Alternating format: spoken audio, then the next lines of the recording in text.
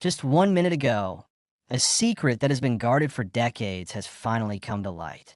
In a stunning revelation that rewrites the future of the royal family, a private letter written by the late Prince Philip has been uncovered, and its contents confirm what no one ever saw coming. The Duke of Edinburgh's entire private fortune, a vast and mysterious collection of assets accumulated over a lifetime, has not gone to his sons, not to his grandchildren, but to one person, and one person only, Catherine, the Princess of Wales. The palace is in silent upheaval, and the reason behind this extraordinary decision will leave you breathless. If you live for the moments when royal history is made in the shadows, you are home. Welcome to Royal Report 24/7. And if you want the full, unbelievable story of how this came to be, make sure you're with us for the long haul. Subscribe and tap that like button right now. Sharing this video is how we ensure the truth gets out. Now, let's dive into the most shocking royal inheritance of our time.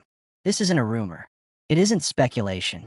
According to senior palace insiders, the legal transfer was finalized quietly late last week, but the document that made it possible, a deeply personal, handwritten letter from Prince Philip to his executors, was only shown to the immediate family this morning. And in it, the old Duke didn't just leave instructions. He left a message of profound, unshakable faith in the woman he reportedly called, in private, the future. To understand the sheer magnitude of this, you must first understand Prince Philip's fortune. This wasn't the Queen's money. This wasn't the Duchy of Lancaster. This was his, built carefully, shrewdly, over 7 decades of public service, private investments, and a few legendary, well-timed ventures in art and technology. Experts have quietly estimated its value to be in the high hundreds of millions. And until this moment, everyone assumed it would be divided between Charles and Andrew and Edward. But the letter, we are told, was unequivocal. The entire estate, every painting, every stock, every hidden asset, was to be placed in a protected trust with one sole beneficiary, Catherine. The reason, according to those who have seen the document, is as simple as it is revolutionary. Prince Philip, in his final years, had grown increasingly focused on one thing above all else: the survival of the monarchy itself. And in his view, that survival did not rest on the shoulders of his son, the king. It rested on the foundation of the marriage between William and Catherine. He saw in Kate the same steel, the same unwavering sense of duty, and the same quiet power that he himself wielded behind the throne for 70 years. He didn't just see a princess. He saw a partner, a general, the one person he trusted to secure the dynasty when he was gone. Imagine the scene this morning when this was revealed.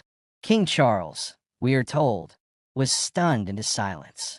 Not out of greed, but out of sheer surprise. This was a vote of confidence from beyond the grave, and it bypassed him completely.